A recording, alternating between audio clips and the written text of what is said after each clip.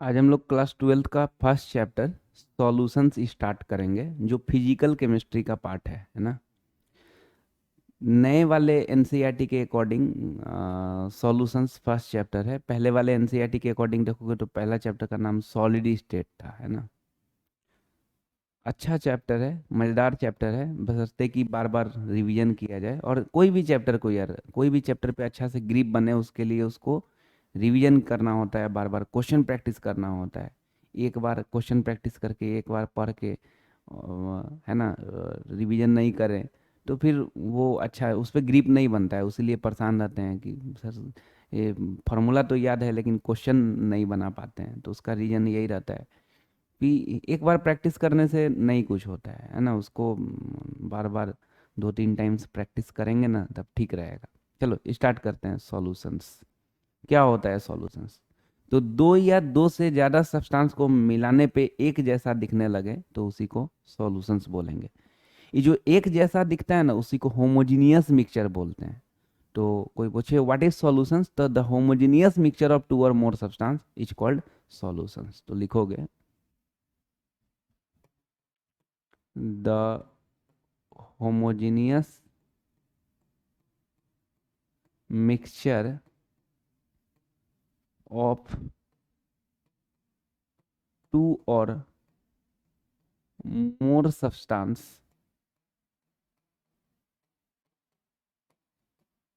is called solutions। ठीक है। अब इसका एग्जाम्पल तो साल्ट सॉल्यूशन, शुगर सॉल्यूशन, ये सब एग्जाम्पल हो गया। शॉर्ट में लिख दिए SOL ऊपर में N, ये सब एग्जाम्पल हो गया, है ना। अब इस साल्ट सॉल्यूशंस मतलब क्या होता है? इसका मतलब क्या कि पानी का मात्रा ज़्यादा और नमक का मात्रा थोड़ा सा, और जब मिल गया तो एक जैसा दिखने लगेगा, तो इसी को हम लोग क्या बोलेंगे? साल्ट सॉल्यूशन, है ना। फिर शुगर सॉल्यूशन, पानी का मात्रा, एक गिलास पानी ले लो, थोड़ा सा चीनी डाल दो, अब खूब अच्छे से मिल जाएगा। जब मिल जाएगा तो एक जैसा दिखने लगेगा, तो इसको हम लोग क्या बोलेंगे? सॉल्यूशन बोलेंगे। लेकिन ऐसा बिल्कुल भी नहीं है कि पानी का मात्रा ही ज़्यादा होना चाहिए और नमक का या चीनी का मात्रा कम होना चाहिए। ऐसा भी हो सकता है कि घर में एक डब्बा में भर के नमक रखा गया हो, उसमें एकदम हल्का सा तुम हाथ भिंगा लो और ऐसे छींटा मार लो, उसमें पानी जाएगा, है ना। अब मम्मी से पूछो कि मम्मी इसमें क्या दिख रहा है, तो क्या बताएंगे कि इसमें नमक दिख रहा है, क्योंकि उनको नहीं पता है कि तुम छींटा मारे हो, लेकिन तुमको पता है कि नमक भी है और पानी भी थोड़ा मिलाया हो, हल्का सा एकदम कम अमाउंट में, और वो एक जैसा दिख रहा है ना। इसीलिए तो मम्मी को नहीं पता चल पा रहा है, लेकिन तुमको तो पता है कि इसमें थोड़ा पानी भी मिलाया है। तो ये भी तो सॉल्यूशन है, ये भी तो एक ही जैसा दिख रहा है ना। तो ऐसा बिल्कुल भी नहीं है कि नहीं पानी का मात्रा ही ज़्यादा रहना चाहिए और जो दूसरा रहे सब्सटेंस उसका मात्रा कम रहना चाहिए, ऐसा नहीं है। बस दो या दो से ज़्यादा सब्सटेंस को मिलाने पे एक जैसा दिखना चाहिए, है ना। वो किसी का भी मात्रा ज़्यादा हो सकता है, किसी का भी कम हो सकता है। दूसरा नंबर बात, ऐसा भी नहीं है कि एक चीज पानी ही होना चाहिए, एक जो सब्सटेंस होना चाहिए वो पानी ही होना चाहिए और जो दूसरा सब्सटेंस वो और कुछ नहीं। अगर सॉलिड में भी सॉलिड मिला देंगे और एक जैसा दिख रहा है तो उसको भी सॉल्यूशंस बोलेंगे। जैसे घर में नमक रखा हुआ है, तुम बाहर से थोड़ा सा बालू उठा लिए, अब बालू उठा के उसमें मिला दिए, अच्छे से मिला के दिखाए कोई को, तो बोलेगा, घर में कोई कोई भी देखा होगा तो क्या बताएगा कि नमक है इसमें। लेकिन तुमको पता है कि इसमें थोड़ा बालू भी मिलाए हुए हो, तो कौन सा सॉल्यूशन हो गया? बालू नमक सॉल्यूशन। बालू भी सॉलिड, नमक भी सॉलिड, लेकिन एक जैसा दिख तो रहा है ना। अरे बहुत कम अमाउंट में मिला है ना बालू, एक जैसा दिख रहा है, तो इसको भी हम लोग क्या बोलेंगे? सॉल्यूशंस बोलेंगे। तो ऐसा नहीं है कि नहीं पानी में ही कुछ मिलाए, पानी ज़्यादा मात्रा में, ये सब कुछ बात नहीं है। दो कंपोनेंट अगर मिला रहे हैं तो किसी का भी ज़्यादा अमाउंट हो सकता है, कोई एक का, और किसी एक का कम हो सकता है।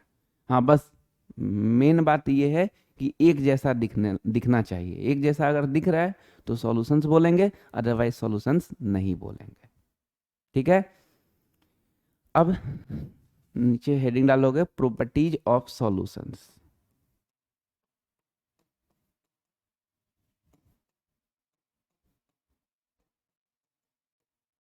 प्रॉपर्टीज ऑफ सॉल्यूशंस में पहला नंबर तो यही हो जाएगा कि सॉल्यूशन होमोजीनियस मिक्सचर होता है ना। तो लिखोगे ए solution is a homogeneous mixture.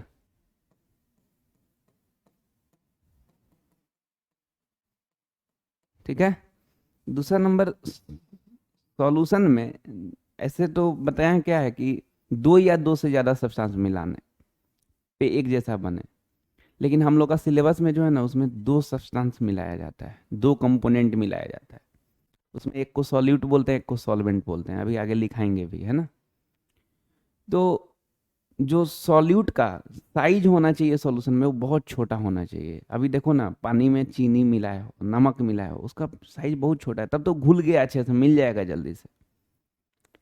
तो the size of solute particles in A solution is extremely small. सही बात है, बहुत छोटा होना चाहिए, तब अब घुल जाएगा तो और छोटा हो जाएगा ना, है ना।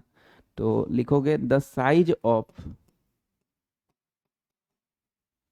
Solute particles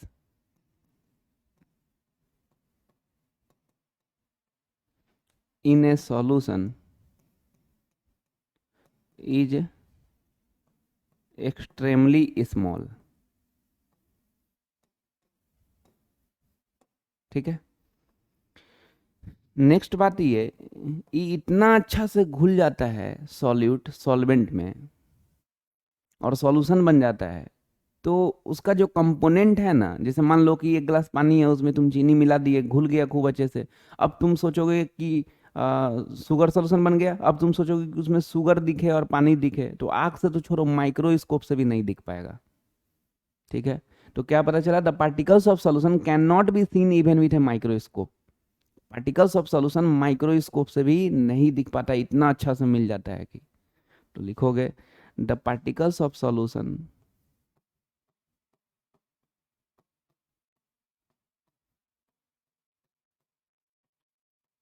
can't be seen even with a microscope. Next बात, particles of solution filter paper से पास हो जाता है, लेकिन ये जो स्टेटमेंट बोला गया है ना, ये सिर्फ एक्वस सॉल्यूशन के लिए है। पानी में तुम चीनी मिला दो, पानी में नमक मिला दो, एक जैसा दिखने लगे, अब उसको तुम फिल्टर पेपर से पास करोगे तो पास हो जाएगा। लेकिन वही तुम बालू नमक सॉल्यूशन को अगर पास करवाओगे तब तो पास नहीं होगा।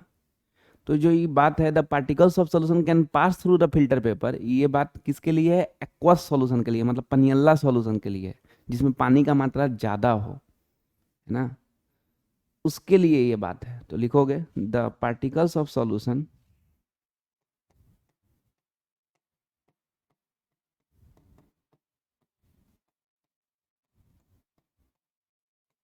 कैन पास थ्रू द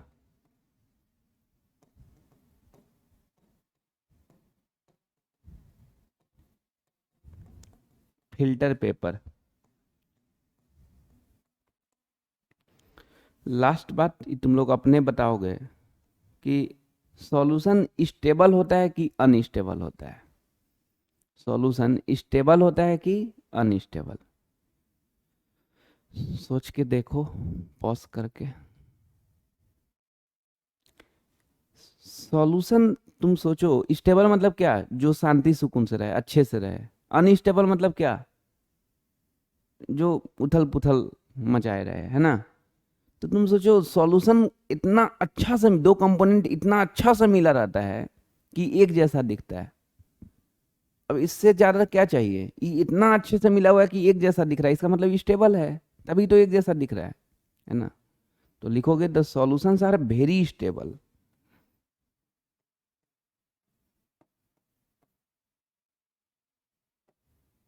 यहाँ एस लगा देंगे तो सॉल्यूशंस हो जाएगा, है ना। The solutions are very stable. Solutions बहुत स्टेबल होता है। तो ये प्रॉपर्टीज ऑफ सॉल्यूशन हो गया, रटने का नहीं है। हाँ, कोई पूछे व्हाट इज सॉल्यूशंस, तो बोलोगे होमोजीनियस मिक्सचर ऑफ टू और more substance is called solution, या फिर हिंदी में भी बोल सकते हो, दो या दो से ज़्यादा सब्सटेंस को मिलाने पे एक जैसा दिखने लगे तो उसी को सॉल्यूशंस बोलते हैं। ठीक है। प्रॉपर्टीज ऑफ सॉल्यूशन नहीं रटना है, दिमाग में रखना है, फ्रेम करना है कि होमोजीनियस मिक्सचर होता है, सॉलिड पार्टिकल्स का साइज बहुत छोटा होता है, पार्टिकल्स ऑफ सॉल्यूशन माइक्रोस्कोप से भी नहीं दिख पाता है, particles of solution filter paper से पास हो जाता है, और बहुत स्टेबल होता है। ये समझ के, है ना, ऐसा क्वेश्चन नहीं पूछेगा what are the properties of solution, ये पॉइंट दिमाग में रखोगे, इससे असर्शन रीजन और भी, है ना, ऑब्जेक्टिव क्वेश्चन बनेगा। लेकिन ये नहीं पूछेगा right the properties of solution कि तुम लैंग्वेज पूरा रट लो। तो ये कि पहला नंबर में ये, दूसरा नंबर में इस तरह से फ्रेम कर लो, अच्छे से ठीक रहेगा। अच्छा, एक और बात कि जब हम लोग लिखे the homogeneous mixture of two और मोर सब्सटेंस, मतलब दो या दो से ज़्यादा सब्सटेंस मिलाने पे एक जैसा दिखने लगे, तो उसको सॉल्यूशंस बोले, उसको होमोजीनियस मिक्सचर बोले, एक जैसा दिखना। अगर एक जैसा ना दिखे, तब दो या दो से ज़्यादा सब्सटेंस मिलाए और एक जैसा नहीं दिख रहा है, तो उसको क्या बोलोगे? एक जैसा दिखने लगे उसको तो सॉल्यूशंस बोल लोगे, होमोजीनियस मिक्सचर है ना, तो सॉल्यूशंस बोलोगे। एक जैसा ना दिखे तब उसको क्या बोलोगे? तो उसको हेट्रोजीनियस मिक्सचर बोलेंगे। क्या बोलेंगे? हेट्रोजीनियस मिक्सचर बोलेंगे। ठीक है, चलिए नेक्स्ट बात ये कि अभी थोड़ा देर पहले भी बताएं कि दो या दो से ज्यादा सब्सटेंस को मिलाने पे एक जैसा दिखने लगे, लेकिन हम लोग का सिलेबस में क्या है? दो सब्सटेंस, दो कंपोनेंट के मिलाने वाला। मतलब हम लोग का सिलेबस में बाइनरी सॉल्यूशन है, यहाँ पे सिर्फ बाइनरी सॉल्यूशन के बारे में पढ़ेंगे। ठीक है, तो पॉइंट करके here we have to study only about binary solution. Binary solution में कितना कंपोनेंट होता है? दो कंपोनेंट होता है, having two components.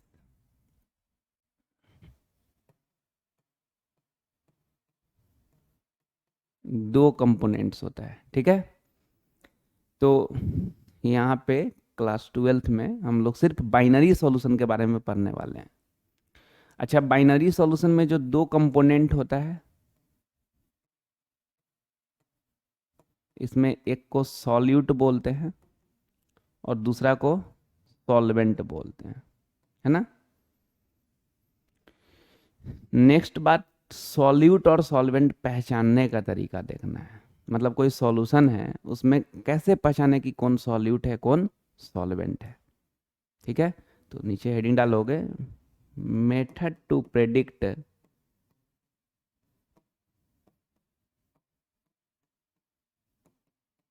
Solute and solvent in the solution. ठीक है, अब कोई कोई ना ये हेडिंग जैसे रिवीजन कर रहा है ना, तो उस समय मेथड टू प्रेडिक्ट सॉल्यूट, बहुत तब हेडिंगों नहीं पढ़ता है, ऐसा ही पता नहीं क्या रिवीजन करता है भाई। यही जब नहीं पढ़ेंगे तो इसके अंदर का बात क्या सोचेंगे जी, है ना। तो method to predict solute and solvent in, नहीं नहीं, ये हेडिंग को देख के ना भाई ये सोचना चाहिए ना कि सॉल्यूशन में सॉल्यूट और सॉल्वेंट पहचानने का तरीका, ये दिमाग में आना चाहिए जब रिवीजन कर रहे हैं। तो सॉल्यूशन में सॉल्यूट और सॉल्वेंट पहचानने का तरीका, तो थोड़ा ध्यान से सुनना, अच्छे से सुनना ना, कि अभी दिमाग में आ जाए, उसके बाद पॉज करके सोचना भी, उसके बाद लिखना है।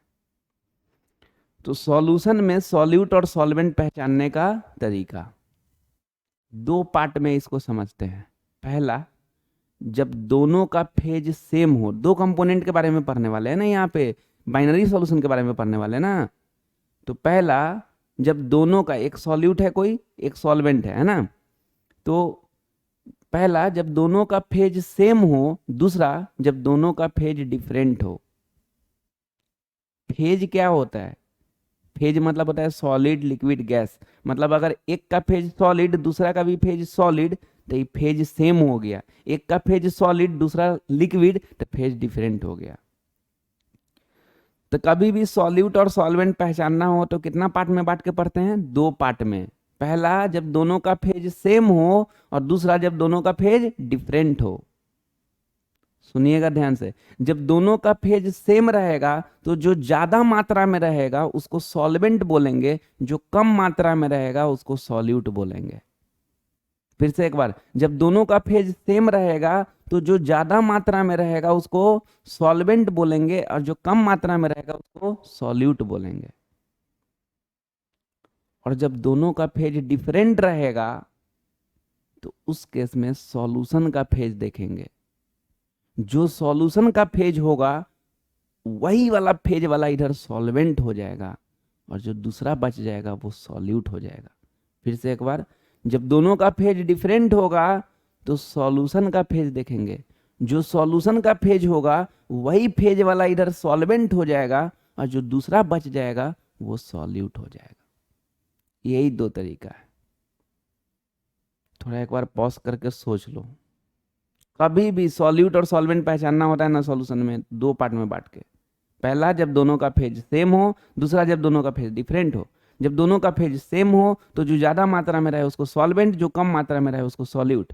जब दोनों का फेज डिफरेंट हो तो सॉल्यूशन का फेज देखते हैं। जो सॉल्यूशन का फेज होता है वही फेज वाला इधर सॉल्वेंट होता है, दूसरा सॉल्यूट होता है। एक बार एकदम सोच ही लो, पॉज करके दिमाग में चला ही लो, तब लिखेंगे तो अच्छा रहेगा।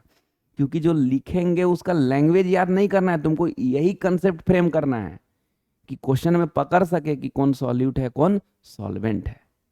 तो पॉज करके पहले एक बार सोच लो, उसके बाद ही लिखना है ना।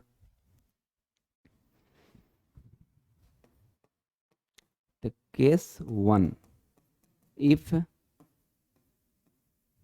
Phase of both component is same,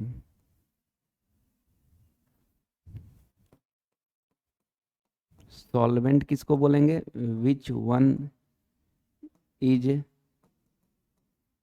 greater in extent.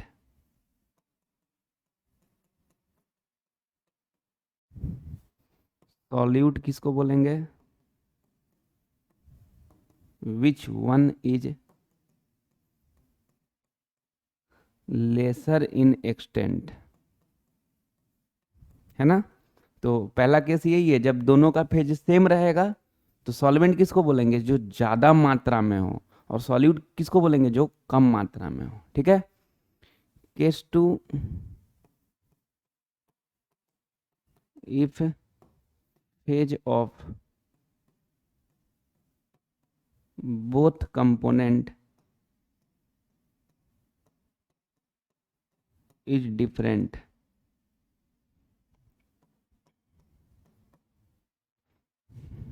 solvent the component whose phase is same as that of resulting solution। Resulting solution मतलब जो सॉल्यूशन बना रहेगा उसका जो फेज होगा वही वाला फेज किसका हो जाएगा, सॉल्वेंट का, है ना। और सॉल्यूट द अदर वन, जो दूसरा बच जाएगा वो क्या हो जाएगा, सॉल्यूट हो जाएगा। ठीक है। तो ये सॉल्यूट और सॉल्वेंट पहचानने का तरीका हो गया, जिसका लैंग्वेज बिल्कुल भी नहीं रटना है ना।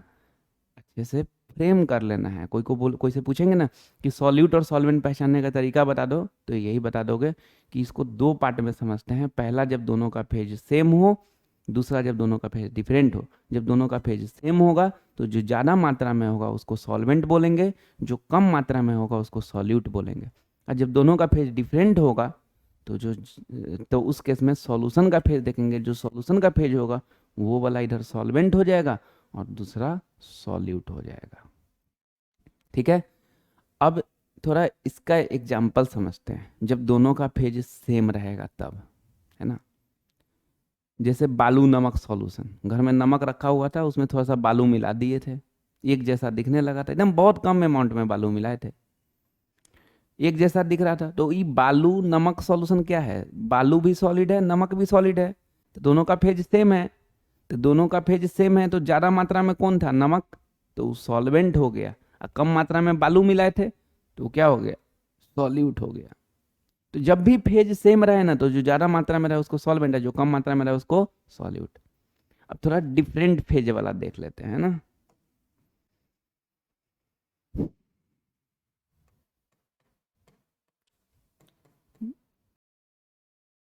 वाटर, पानी रख दिए, इस बर्तन में शुगर रख दिए, इसको मिला दिए, तो शुगर सॉल्यूशन बनेगा, है ना। शॉर्ट में लिखें SOL ऊपर में N, शुगर सॉल्यूशन बना। अभी जो शुगर सॉल्यूशन बना, ये तो पता है कि शुगर से और पानी से बना। अब इस दोनों में कौन सॉल्यूट है कौन सॉल्वेंट है ये पहचानना है हम लोग को। तो पहले इन दोनों का क्या करें, फेज देखें। कभी भी सॉल्यूट सॉल्वेंट पहचानना होता है तो पहले क्या करते हैं, फेज देख लेते हैं ना। तो फेज देखें, तो इसका फेज क्या है, लिक्विड, पानी का, है ना। और चीनी का फेज क्या है, सॉलिड। अब क्या देख रहे हो, ये दोनों का फेज डिफरेंट है। जब दोनों का फेज डिफरेंट रहे तो सॉल्यूशन का फेज देखना चाहिए ना। अब इसका फेज कैसा है, शुगर सॉल्यूशन का, लिक्विड। जनरली तो यही एज्यूम करते हैं ना, शुगर सॉल्यूशन जब बोला जाता है तो, कि चीनी का मात्रा बहुत कम होगा, पानी का मात्रा ज़्यादा होगा, तो ये लिक्विड फेज में है। इसका मतलब सॉल्यूशन का फेज है लिक्विड, तो इधर में लिक्विड वाला क्या हो जाएगा, सॉल्वेंट। और जो दूसरा बच जाएगा उसको क्या बोल देंगे, सॉल्यूट। ऐसा बात है यहाँ पे। तो कभी भी सॉल्यूट और सॉल्वेंट पहचानना हो ना तो पहले फेज देख लिया करो, ठीक। उससे उसके हिसाब से डिसाइड किया करो। एक और ये तुम लोग अपने देखोगे कि कौन सॉल्यूट है कौन सॉल्वेंट है ना। ये है ड्राई ब्रिक्स, सूखा ईटा, और इधर पानी है। ईटा लाएं, इसमें पानी में रखे, फिर निकाल लिए, तो इधर हो गया वेट ब्रिक्स, हल्का सा गीला ईटा, ठीक है। अभी ये जो है इस सॉल्यूशन है वेट ब्रिक्स, क्यों, क्योंकि एक सूखा ईटा और पानी को एब्जॉर्ब भी किया है, लेकिन दिख तो रहा है एक ही जैसा। तो ये तो सॉल्यूशन हो गया। अब तुम लोग को बताना है कि इन दोनों में कौन सॉल्यूट है और कौन सॉल्वेंट है, ये बताना है।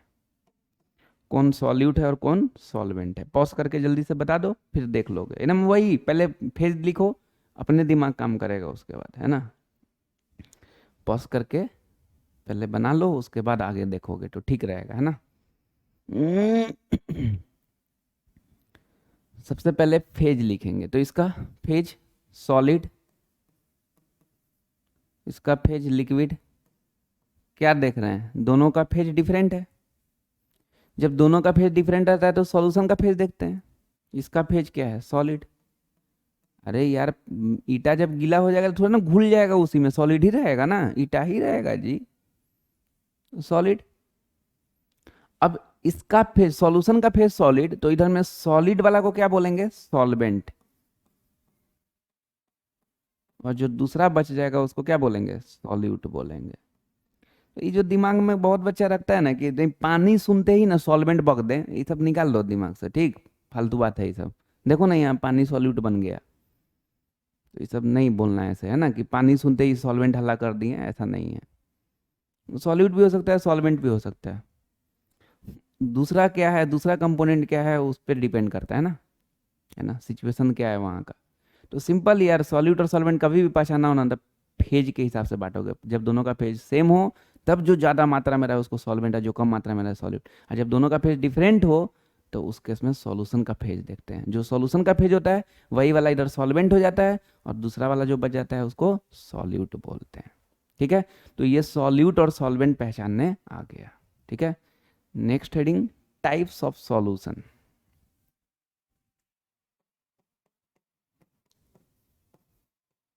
टाइप्स ऑफ सॉल्यूशंस लिख देते हैं ना। तीन टाइप का होता है, एक सॉलिड सॉल्यूशन, एक लिक्विड सॉल्यूशन, एक गैसियस सॉल्यूशन। थोड़ा फ्रेम करो, वेरी इंपॉर्टेंट, टेबल बनेगा, है ना, जो अभी बताने जा रहे हैं। Solid solution, liquid solution, gaseous solution, ठीक है। इधर में रहेगा टाइप्स ऑफ सॉल्यूशन, इधर में रहेगा सॉल्यूट, सॉल्वेंट।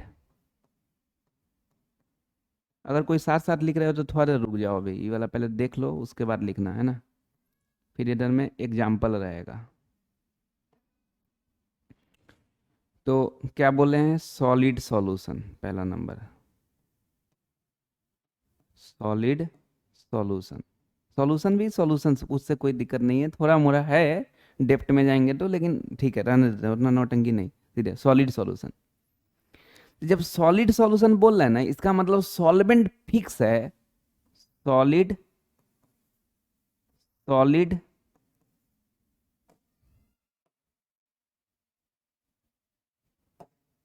सॉलिड, ठीक। और सॉल्यूट गैस भी हो सकता है, लिक्विड भी हो सकता है, और सॉलिड भी हो सकता है, समझ गए।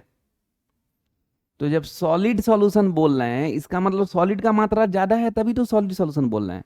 तो सॉल्वेंट फिक्स हो गया, सॉलिड सॉलिड सॉलिड। सॉल्यूट कुछ भी हो सकता है, गैस भी हो सकता है, लिक्विड भी हो सकता है, और सॉलिड भी हो सकता है। Next, liquid solution. Liquid solution मतलब solvent fix, liquid, liquid, liquid, है ना। और सॉल्यूट गैस भी हो सकता है, लिक्विड भी हो सकता है, और सॉलिड भी हो सकता है। तीसरा है gaseous solution, gaseous solution. Gaseous solution जब बोले तो solvent fix, gas, gas, gas, solute gas, liquid, solid. तो पहले इतना थोड़ा एक बार फ्रेम कर लेते हैं, ठीक ना, उसके बाद आगे बढ़ेंगे ना तो अच्छा रहेगा। तो टाइप्स ऑफ सॉल्यूशन में अभी क्या देखें, एक तो ये जो लिखे ना यहाँ पे टाइप्स ऑफ सॉल्यूशन, तो वो बात सेम है, टाइप्स ऑफ सॉल्यूशन या types of solid solution, liquid solution, ये पूरा तो उसी में है ना, पूरा उसी का पार्ट है। यहाँ नेचर ऑफ सॉल्यूशन भी लिखा रहेगा तो कोई दिक्कत नहीं, सेम बात है ना। तो types of solution, solid solution, liquid solution, gaseous solution, पहले तो ये दिमाग में कर लिए। नेक्स्ट, सॉलिड सॉल्यूशन मतलब सॉल्वेंट, ये मन में करना है, इतना नौटंकी कोई कोई इतना सोच पाते हैं उसके बाद गैस लिक्विड सॉलिड करने लगे, नहीं यार। सॉलिड सॉल्यूशन था, पहले सॉल्वेंट सोचो। Solid solution, solvent, solid solid solid, solute gas liquid solid. Liquid solution, solvent, liquid liquid liquid, solute gas liquid solid. Gaseous solution, solvent gas gas gas, solute gas liquid solid. पहले क्या सोच रहे हैं, solvent, फिर solute सोच रहे हैं। और नौटंकी नहीं इसमें कि सॉलिड लिक्विड गैस बोल देते हैं, गैस लिक्विड सॉलिड कुछ रीजन है, एग्जाम्पल इसी पे इम्पोर्टेंट है ना। तो उसको इधर उधर करोगे तो एग्जाम्पल इधर उधर हो जाएगा, तो इसमें ड्रामा नहीं, क्लियर कट ऐसे ही फ्रेम करो। Solid solution, solvent, solid solid solid, solute gas liquid solid. Liquid solution, solvent, liquid liquid liquid, solute gas liquid solid. Gaseous solution, solvent gas gas gas, solute gas liquid solid. इतना पे pause करके एक बार जल्दी से अपना मन में सोचो, तब देखो आगे। अगर नहीं मन में सोच पाओ तो फिर एक बार बैक करके सुनो कि क्या बोले हैं, 2-3 बार बोल दिए, अब कितना बार बोले यार, है ना। तो ये हो गया, है ना। पॉज करके पहले सोच लोगे तब आगे देखोगे। अब एग्जाम्पल, तो वैसा सॉल्यूशन का एग्जाम्पल बनाना है जिसमें सॉल्वेंट सॉलिड हो और सॉल्यूट क्या हो, गैस हो। तो solution of hydrogen in palladium, PD को क्या पढ़ते हैं, पैलेडियम। तो यहाँ पे H2 क्या है, गैस, पैलेडियम क्या है, सॉलिड। हाइड्रोजन इन पैलेडियम मतलब पैलेडियम ज्यादा मात्रा में है, हाइड्रोजन कम मात्रा में, तभी नहीं। हाँ, हाइड्रोजन इन पैलेडियम, तो पैलेडियम हो गया सॉल्वेंट, हाइड्रोजन क्या हो गया, गैस। ठीक है, तो इसका एग्जाम्पल हो गया। इसका जब सॉल्यूट लिक्विड हो और सॉल्वेंट सॉलिड हो तो amalgam of mercury with sodium. Amalgam, जब मरकरी किसी के साथ मिलता है ना तो एमलगम बोलते हैं उसको, है ना। तो एमलगम ऑफ Hg को क्या बोलते हैं, मरकरी विथ सोडियम। और सॉल्यूट भी सॉलिड हो और सॉल्वेंट भी सॉलिड हो, इसको बोलते हैं copper dissolved in gold. Copper dissolved in gold. Gold में कॉपर घुल के मिल जाता है और एक जैसा दिखने लगता है और दोनों सॉलिड है, तो कॉपर डिजॉल्व्ड इन गोल्ड ये हो गया।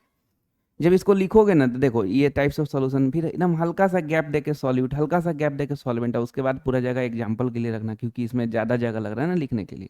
अगर मान लो इतना में नहीं हटे थे, एक एक लाइन गैप करके अपने हिसाब से देख लोगे, है ना। तो ये हो गया सॉलिड सॉल्यूशन का एग्जाम्पल, है ना। Solution of hydrogen in palladium, amalgam of mercury with sodium, copper dissolved in gold. Next, जब लिक्विड सॉल्यूशन में जब सॉल्यूट गैस हो और सॉल्वेंट लिक्विड हो तो उसका एग्जाम्पल, है ना। तो oxygen dissolve in water, oxygen dissolve in water. जब सॉल्यूट और सॉल्वेंट दोनों लिक्विड हो तो ethanol dissolve in water, ethanol dissolve in water. और सॉल्यूट सॉलिड हो सॉल्वेंट लिक्विड हो तो ग्लूकोज डिजॉल्व इन वाटर। ये हो गया।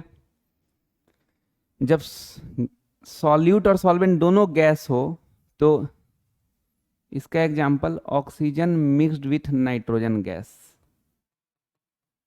Oxygen mixed with nitrogen gas. Solute liquid हो सॉल्वेंट गैस हो तो chloroform mixed with nitrogen gas, chloroform mixed with nitrogen gas. और सॉल्वेंट सॉलिड सॉल्यूट सॉलिड हो सॉल्वेंट गैस हो तो camphor mixed with nitrogen gas. Camphor मतलब कपूर होता है, camphor mixed with nitrogen gas. चलो तो तुम तो ये पैटर्न बैठा लिए हो ना भाई कि सॉलिड सॉल्यूशन तो solvent solid solid solid, solute gas liquid solid, liquid solution solvent liquid liquid liquid, solute gas liquid solid, गैसीय solution solvent gas gas gas, solute gas liquid solid. ये हो गया है। उसके बाद एग्जाम्पल फ्रेम करना है, तीन तीन वो अभी नहीं, अभी लिख लोगे उसके बाद आराम से फ्रेम करना। तो एग्जाम्पल फ्रेम करना है कि solution of hydrogen in palladium, amalgam of mercury with sodium, copper dissolved in gold. तीन को कर लिए, इस तरह से तीन को फ्रेम करोगे बार बार बोल के, solution of hydrogen in palladium, amalgam of mercury with sodium, copper dissolved in gold. ठीक है। जब ये तीन को हो जाएगा तो फिर अगला तीन को oxygen dissolve in water, ethanol dissolve in water, glucose dissolve in water. फिर oxygen mix with nitrogen gas, chloroform mix with nitrogen gas, camphor mix with nitrogen gas. तो तीन तीन का लेयर एग्जाम्पल बैठा लेंगे। अब इसको क्वेश्चन पे कैसे अप्लाई करें, ये तो याद करने का बात हो गया कि पहले तुम सीक्वेंस बैठा लिए, solid solution solvent solid solid solid, solute gas liquid solid, इस तरह से लिक्विड सॉल्यूशन गैसीय सॉल्यूशन का ये पैटर्न बैठा लिए। उसके बाद तीन तीन को एग्जाम्पल का पैटर्न बैठा लिए कि solution of hydrogen in palladium, amalgam of mercury with sodium, copper dissolve in gold. ये हो गया। उसके बाद ऑक्सीजन मिक्स विथ उसका oxygen dissolve in water, ethanol dissolve in water, glucose dissolve in water. फिर oxygen mix with nitrogen gas, chloroform mix with nitrogen gas, camphor mix with nitrogen gas. ये तुम हो गया। अब तुमसे क्वेश्चन कैसे पूछेगा, तुम कैसे सोचोगे, आंसर कैसे दोगे, एकदम ध्यान से सुनना भाई। याद करने का तरीका अलग होता है, क्वेश्चन पे अप्रोच करने का तरीका अलग होता है। ये नहीं कि हम याद कर लिए तो क्वेश्चन को अप्रोच करके बोल ही दें आंसर, फिर वो सोचोगे तो बिल्कुल बोल ही लोगे, नहीं सोचोगे तो फिर दिक्कत होगा। तो थोड़ा ध्यान से सुनना भाई। क्वेश्चन इसका पूछता है give an example if solute and solvent both he solid. तुम ना पहले नंबर निकाला ना कि कितना नंबर पे है ये। टोटल 9 गो है ना, पूरा टाइप्स ऑफ सॉल्यूशन। अगर कभी ऐसा एनसीईआरटी में भी क्वेश्चन है कि right the types of solution, तो या डिफाइन करके है तो क्या करोगे, पूरा लिख दोगे, ये वाला टेबल पूरा बना दोगे। लेकिन अगर एग्जाम पॉइंट ऑफ व्यू से देखोगे तो ज्यादातर इस टाइप का क्वेश्चन नहीं पूछता है, ज्यादातर इस टाइप का पूछता है, गिव एन एग्जाम्पल इफ या right an example if solute and solvent both is solid. इसमें नंबर टोटल 9 को है ना, तो उसमें नंबर निकाल लो कि कैमा नंबर पे आएगा। तो देखो पहले ना सॉल्वेंट को पकड़ो, सॉल्वेंट सॉलिड है ना, मतलब पक्का पहला या दूसरा या तीसरा पे हो। इसको हटा देते हैं, सादा कर देते हैं, तो फालतू में देखते रहोगे उसको। हाँ, तो सॉल्वेंट सॉलिड है ना, तो पक्का पहला या दूसरा या तीसरा पे ही होगा। अगर सॉल्वेंट लिक्विड हो तो 4 या 5 या 6 पे, और सॉल्वेंट गैस हो तो 7 या 8 या 9 पे, है ना। सॉल्वेंट सॉलिड हो तो पहला या दूसरा या तीसरा है कि नहीं। सॉल्वेंट लिक्विड हो तो 4 या 5 या 6, और सॉल्वेंट गैस हो तो 7 या 8 या 9। तो यही तो बोल रहे हैं। तो क्वेश्चन क्या था, give an example if solute and solvent both is solid. तो सॉल्वेंट सॉलिड मतलब फर्स्ट या सेकेंड या थर्ड पे होगा, और सॉल्यूट भी सॉलिड है। तो हम लोग क्या सीक्वेंस बैठाए हुए हैं सॉल्यूट का, गैस लिक्विड सॉलिड, तो तीसरा नंबर पे है ना, तो तीसरा नंबर। अब उसका तुम example back of the mind सोचोगे, solution of hydrogen palladium amalgam of mercury sodium copper dissolved in gold, बोल लोगे कॉपर डिसॉल्व्ड इन गोल्ड हो गया। इस तरह से अप्रोच करोगे। अगला क्वेश्चन सुनना, तुम लोग अपने से नंबर निकालना है। एग्जाम्पल तो ठीक है अभी याद नहीं है, वो तो जब याद हो जाएगा तो अभी लिखने के बाद जब लेक्चर खत्म होगा तो याद कर लेंगे उसको अच्छे से, तो फिर आराम से अप्रोच कर पाएंगे। लेकिन अभी ये कि कितना नंबर पे है ये निकालो। Give an example if solute is liquid, give an example if solute is liquid and solvent is gas. कितना नंबर पे है निकालो पॉज करके। Give an example if solute is liquid and solvent is gas. Solute liquid solvent gas कितना number पे है, pause करके निकालो। अगर तुमको नंबर निकालने आ गया तो एग्जांपल याद कर लोगे तो खूब आराम से बोलोगे। नंबर नहीं निकालना है वो हो गया, फिर नहीं बोल पाओगे तुम। Solute is liquid and solvent is gas. पहले सॉल्वेंट पे अप्रोच मारोगे, सॉल्वेंट गैस है मतलब 7 या 8 या 9 पे होगा, और सॉल्यूट लिक्विड है तो गैस लिक्विड तो 8 पे होगा। ठीक है, अब उसके हिसाब से तुम एग्जांपल याद किए हुए, 8 पे है तो 7 या 8 9 वाला बोलोगे ना। तो oxygen mix with nitrogen gas, chloroform mix with nitrogen gas camper में, तो 8 नंबर पे क्या है, chloroform mix with nitrogen gas, तो बोल दोगे chloroform mix with nitrogen gas.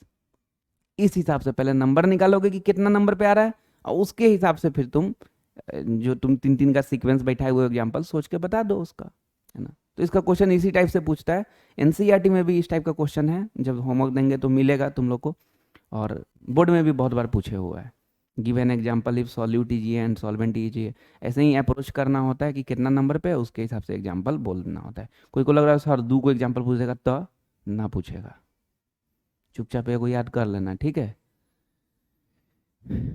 चलो, तो ये हो गया types of solution.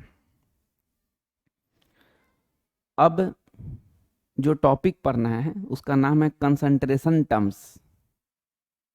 Concentration terms बड़ी इंपॉर्टेंट टॉपिक है, बहुत सारा क्वेश्चन पूछता है। लेकिन कंसंट्रेशन टर्म्स अच्छा से समझ में आए उससे पहले हम लोग को 2 काम करना होगा। एक, पहला कि 1 से 30 तक का एलिमेंट एकदम कायदे से याद कर लेना होगा, और उसका एटॉमिक मास फ्रेम कर लेना होगा। हालांकि एटॉमिक मास एग्जाम में दिया रहता है, क्वेश्चन में कोई का भी एटॉमिक मास यूज आता है तो दिया रहता है, लेकिन फिर भी 1 से 30 तक का कर लो, अच्छा रहेगा। तो एक तो एकदम पूरा क्लियर कट एलिमेंट का नाम याद होना चाहिए, hydrogen, helium, lithium, beryllium, boron, carbon, nitrogen, oxygen, fluorine, neon, sodium, magnesium, aluminium, silicon, phosphorus, sulphur, chlorine, argon, potassium, calcium, scandium, titanium, vanadium, chromium, manganese, iron, cobalt, nickel, copper, zinc, ये याद होना चाहिए। और दूसरा, इसका एटॉमिक मास फ्रेम रहना चाहिए। जैसे हाइड्रोजन, तो हाइड्रोजन पहला नंबर पे आता है, एटॉमिक नंबर भी 1, एटॉमिक मास भी 1, इस तरह से। ये नहीं कि पूरा रटा होना चाहिए, नहीं। क्वेश्चन प्रैक्टिस करते करते हालांकि दिमाग में आ ही जाता है अच्छे से, लेकिन फर्स्ट सीक्वेंस में अगर नहीं याद है तो उसको समझ के करना है कि hydrogen atomic number 1, atomic mass भी 1, हीलियम एटॉमिक नंबर 2, दोगुना करो 4, atomic mass 4, lithium atomic number 3, दोगुना करो 6, होता है 7। तो इस तरह से फ्रेम करोगे। अब इसमें कोई कोई फॉर्मूला निकालने लगता है, सर इवन नंबर वाला का रहेगा तो दोगुना कर देंगे, ऑड वाला का होगा तो दोगुना से 1 ज़्यादा कर देंगे ना। ये सब आलतू फालतू बात मत सोचा करो, नॉर्मल जो एटॉमिक मास याद ही करना होता है, वो याद कर लो, कहीं से भी लिस्ट निकालो 130 तक का एलिमेंट का, कोई बुक से, और उसमें बुक में ना कभी कभी एकदम पूरा एक्यूरेट एकदम दिया रहता है 3.87982, अरे यार उसको 4 याद किया करो, है ना, उस तरह से नहीं करना है। तो ठीक है, 1 से 30 तक का एलिमेंट कायदे से याद होना चाहिए, बहुत यूज आता है, और उसका एटॉमिक मास याद होना चाहिए। दूसरा, नंबर ऑफ मोल का 3 फार्मूला पता होना चाहिए, वो अभी लिखेंगे भी, फिर नोट्स में भी हम लोग लिख लेंगे, है ना। नंबर ऑफ मोल का कितना फार्मूला है? 3 फार्मूला। नंबर ऑफ मोल पहले क्या है? तो अमाउंट ऑफ सब्सटेंस को नंबर ऑफ मोल बोलते हैं, अमाउंट ऑफ सब्सटेंस को नंबर ऑफ मोल बोलते हैं। जैसे केला अगर 24 पीस लेना है तो मैक्सिमम आदमी क्या बोलता है कि 2 दर्जन केला दे दीजिए, नहीं मतलब 24 पीस दे दीजिए, 2 दर्जन केला दे दीजिए। तो उसी तरह ये जो एटम होता है ना, ये बहुत छोटा छोटा होता है, तो उसको अगर दर्जन में भी बोलेंगे ना तो बहुत दर्जन बोलना होगा, तो इसीलिए ना उसको मोल में बोलते हैं। 6.022 इंटू 10⁻23 पार्टिकल्स को एक मोल बोलते हैं ना, मतलब 6022, अब 20 को जीरो, मतलब इकाई दाई सैकड़ा हजार करोगे कहां तक पहुंच जाएगा, इतना बड़ा संख्या को कितना बोलते हैं? एक मोल बोलते हैं। तो कैलकुलेशन ऑफ नंबर ऑफ मोल का कितना फार्मूला? 3 फार्मूला, वो तीनों फार्मूला याद करना होगा हम लोग को, तब जाके कंसंट्रेशन टर्म्स पाएंगे। तो नीचे हेडिंग डालेंगे,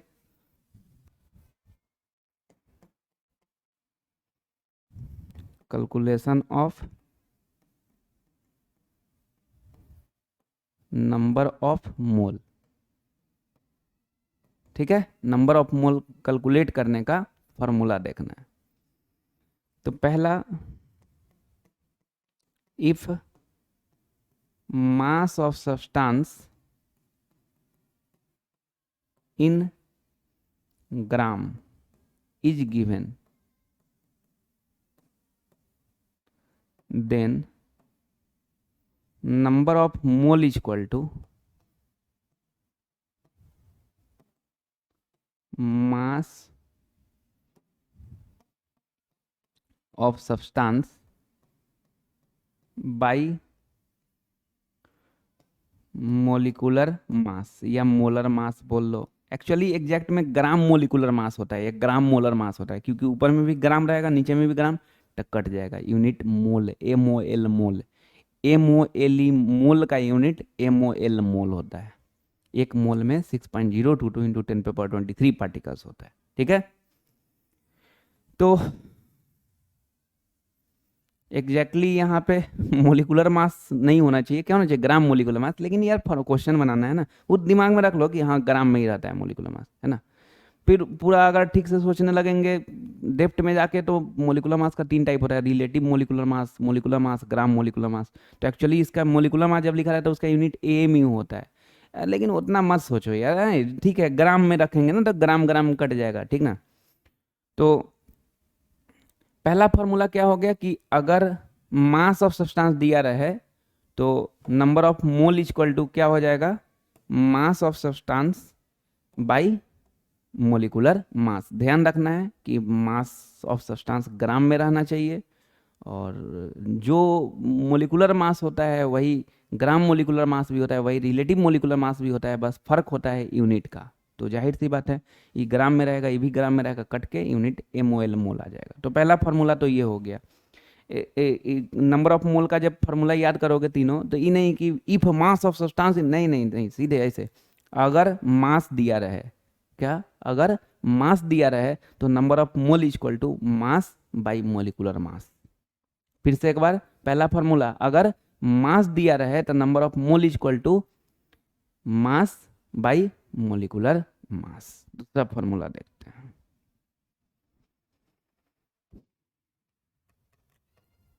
if number of particles is given, अगर नंबर ऑफ पार्टिकल्स दिया रहे तो number of mole is equal to number of particles by Avogadro number, है ना। पार्टिकल्स मतलब पार्टिकल्स, सब्सटेंस को भी बोल सकते हैं, एटम्स को भी बोल सकते हैं, आयंस को भी बोल सकते हैं, मॉलिक्यूल्स को भी बोल सकते हैं। तो ये नहीं सुना पार्टिकल्स हैं, पार्टिकल्स ही लिखा रहेगा तभी जाके हम लोग बोलेंगे। नहीं नहीं, ये सब कुछ नहीं है। पार्टिकल्स सब्सटेंस को, एटम्स को, आयंस को, मॉलिक्यूल्स को, ये सबको बोल सकते हैं ना। तो दूसरा फॉर्मूला क्या हो गया कि अगर नंबर ऑफ पार्टिकल्स दिया रहे तो number of mole equal to number of particles by Avogadro number, है ना। इसमें जो Na है इसको क्या बोलते हैं, एवोगैड्रो नंबर। इसका वैल्यू होता है 6.022 इंटू 10 पे पावर 23। इसी को एक मोल बोलते हैं ना। तीसरा, if volume of gas in litre at STP is given, then number of mole is equal to volume of gas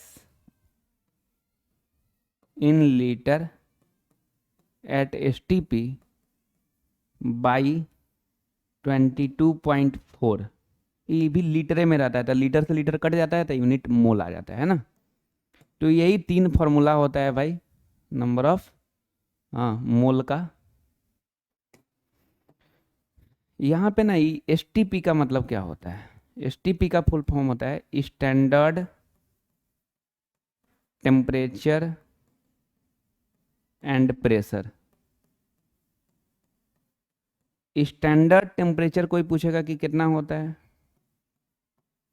तो बोलना 0 डिग्री सेल्सियस होता है। और स्टैंडर्ड प्रेशर कितना होता है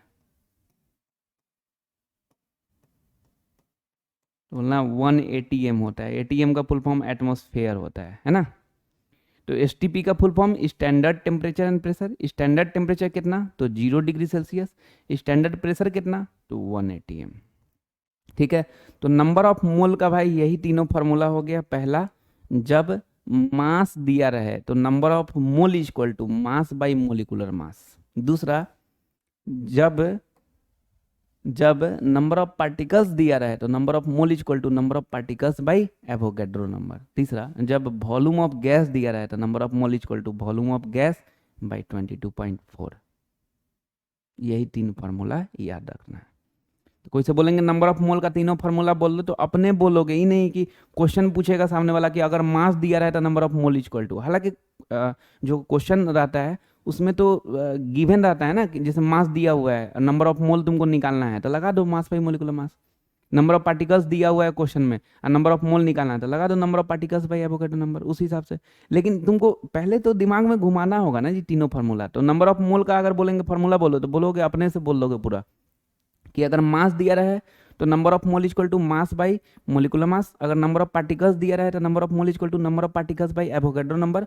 अगर वॉल्यूम दिया रहा है तो number of mole equal to volume of gas by 22.4। तो ध्यान में रखोगे 22.4 लीटर में ही है, लीटर से लीटर कट जाएगा तो यूनिट MOL मोल आ जाएगा। कोई पूछेगा मोल क्या होता है तो क्या बोलोगे, अमाउंट ऑफ सब्सटेंस को क्या बोलते हैं, नंबर ऑफ मोल बोलते हैं। तो इतना क्लियर है भाई। अब हम लोग आ जाएंगे कंसंट्रेशन टर्म्स पे। क्या चीज़ पे, कंसंट्रेशन टर्म्स पे। तो नेक्स्ट बात देखते हैं, concentration terms.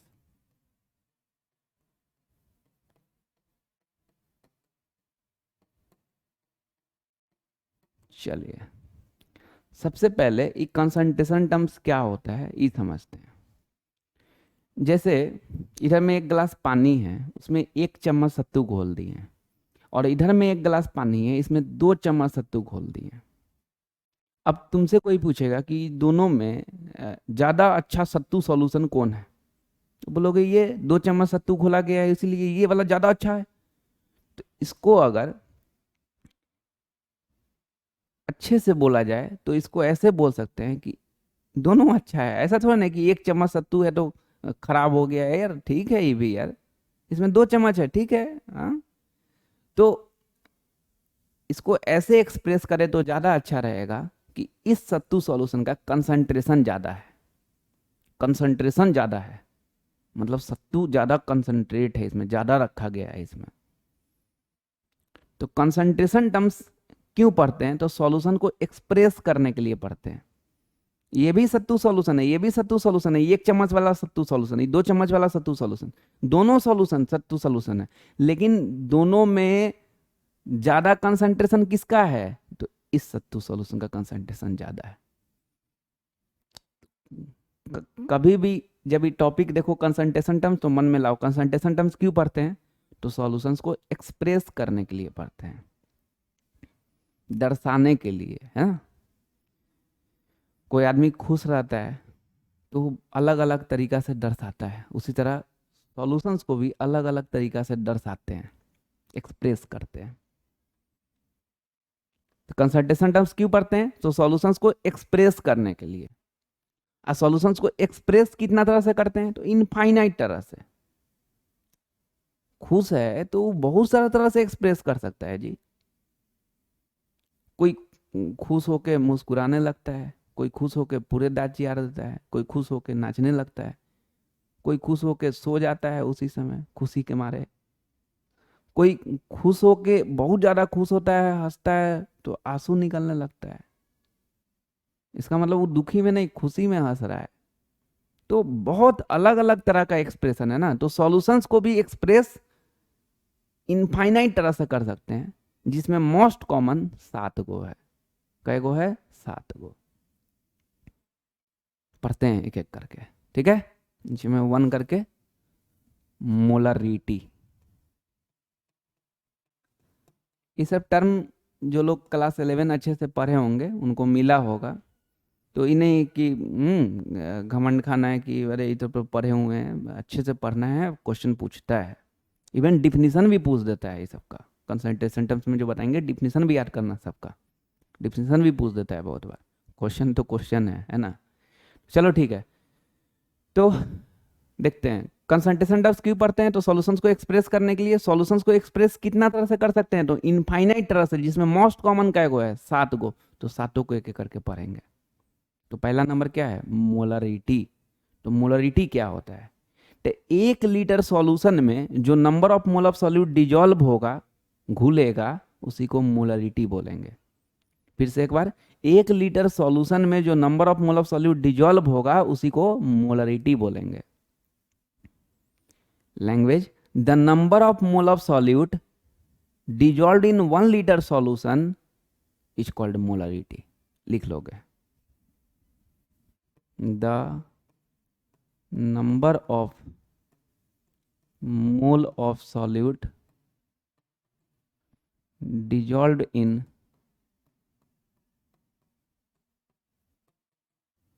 1 liter solution is called molarity। ठीक है। मोलरिटी का फॉर्मूला,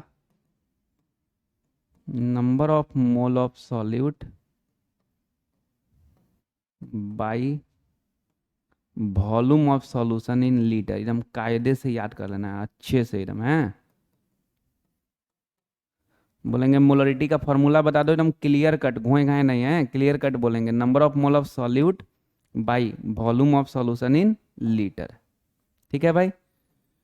मोलरिटी का डिफिनेशन बता दो तो क्या बोलोगे? The number of mole of solute dissolve in 1 litre solution is called क्या? मोलरिटी।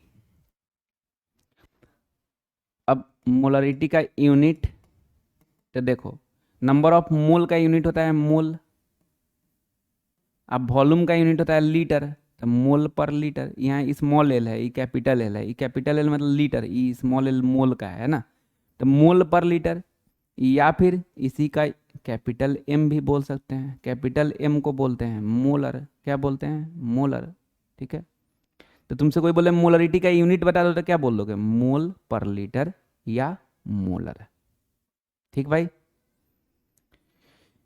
नेक्स्ट बात, और नंबर ऑफ मोल का फॉर्मूला तुम जानते हो, ऑलरेडी पीछे लिखवाए हैं, तो याद करना जरूरी है ना। ठीक है। अब नोट में 3 बात देखने वाले हैं।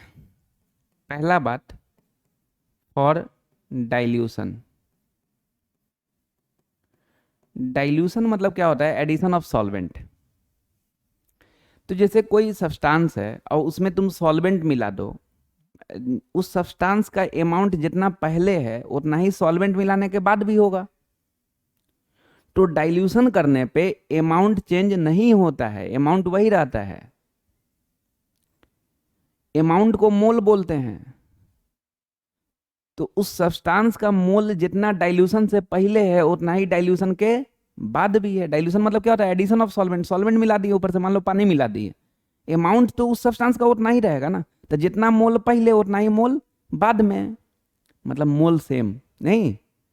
मोल को यहां अकेले करो तो क्या आ जाएगा? Molarity into volume. तो for dilution m1v1 equal to m2v2। ठीक है, तो कभी भी क्वेश्चन तुम बना रहे हो ना और उसमें डाइल्यूटेड, डाइल्यूशन, ये सब टर्म दिख जाए ना, मारो धर के formula m1v1 equal to m2v2। उसके बाद जो जो गिवन है, जो निकाल रहा है उसका पुट करो, अपने आ जाएगा, बन जाएगा क्वेश्चन। तो बोलेंगे डाइल्यूशन का कंडीशन क्या है, तो क्या बोलोगे? m1v1 equal to m2v2। थोड़ा स्पेलिंग ठीक कर लोगे डाइल्यूशन का, DILUTION, ठीक है ना, एक ही एल होता है। तो डाइल्यूशन का कंडीशन क्या है? तो m1v1 equal to m2v2। Dilution मतलब क्या होता है? Addition of solvent. ये m1v1 कैसे आया समझ में आया? यहाँ से मोल को अकेले कर दिए, था मोलरिटी इंटू वॉल्यूम आ गया ना। तो जो मोलरिटी इंटू वॉल्यूम डाइल्यूशन के पहले है वही मोलरिटी इंटू वॉल्यूम डाइल्यूशन के बाद है, मतलब जो मोल पहले है वही मोल बाद में है। तो m1v1 मतलब मोलरिटी और वॉल्यूम डाइल्यूशन के पहले का, m2v2 मतलब मोलरिटी और वॉल्यूम डाइल्यूशन के बाद का। ठीक है। दूसरा बात, और एसिड प्लस एसिड या base plus base, acid plus acid या बेस प्लस बेस के लिए क्या होगा?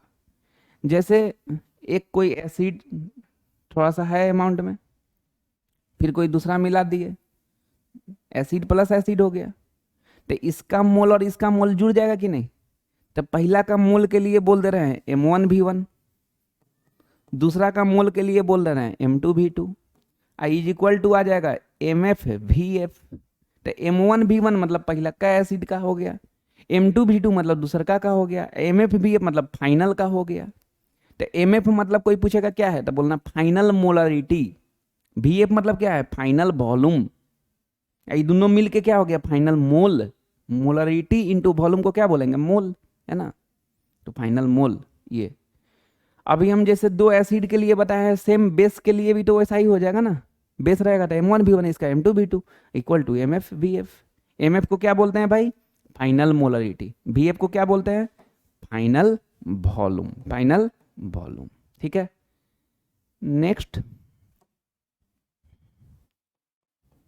एसिड प्लस बेस के लिए देखते हैं। एसिड प्लस बेस के लिए इसमें क्या होगा बुआ? जैसे इतना एसिड है और इतना बेस मिला दिए, इतना को तो न्यूट्रलाइज कर देगा, क्योंकि एसिड और बेस तुम जानते हो साल्ट बनता है। तो इतना एसिड था, इतना बेस मिलाए जैसा ही ये पूरा न्यूट्रलाइज कर दिया, तो बचा तो यही पार्ट ना। तो इसमें क्या हो जाएगा? m1v1 minus m2v2 equal to क्या आ जाएगा? mfvf। माइनस हो जाएगा क्योंकि न्यूट्रलाइज करेगा ना। तो क्या हो जाएगा? m1v1 minus m2v2 is equal to mfvf। ये हो जाएगा। mf मतलब वही बात, फाइनल मोलरिटी, vf मतलब फाइनल वॉल्यूम। mfvf दोनों को मिला देंगे तो फाइनल मोल हो जाएगा।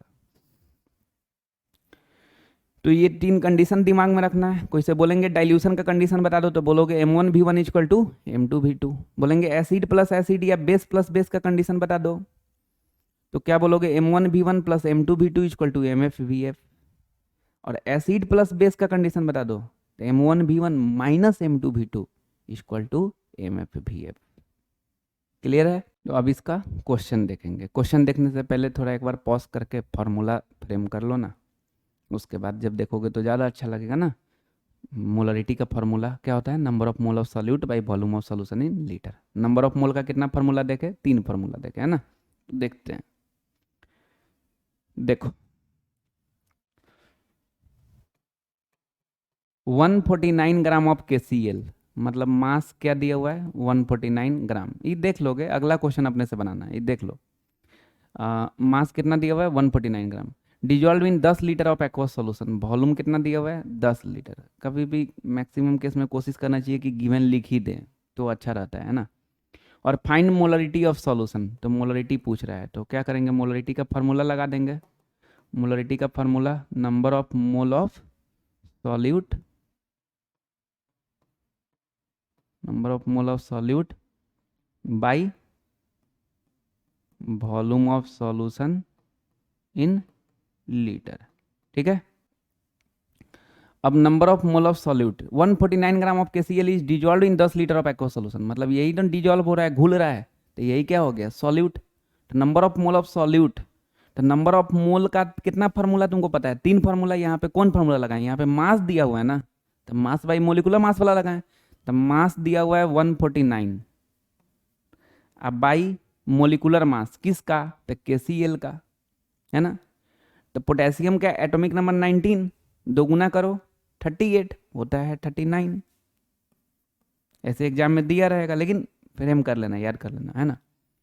अब क्लोरीन का 35.5, तो ये हो गया मास, ये क्या हो गया molecular mass. Mass by molecular mass number of मोल होता है कि नहीं, divided by volume of solution in litre. Volume of solution कितना दिया हुआ है 10। अब इसको सॉल्व करेंगे, कोई कोई तो सीधे 149/10 14.9 करके बैठा रहता है। ए भाई नंबर ऑफ मोल है, तुम मास रख के आगे बढ़ रहे हो। नंबर ऑफ मोल है, नंबर ऑफ मोल का क्या फॉर्मूला होता है, मास बाई मोलिकुलर मास। और ये सब चीज़ कब होता है, जब आदमी प्रैक्टिस करता है ना, तो फिर ये सब गलती नहीं करोगे तुम।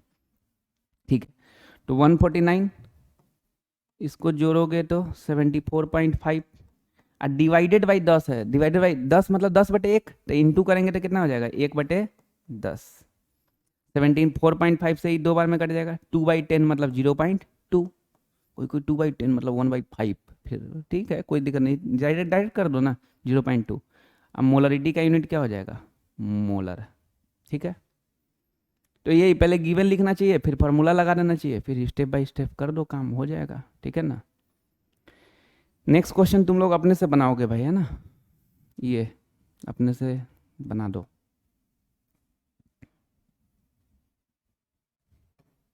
पॉज करके बना दो, तब देखना, है ना, ठीक रहेगा।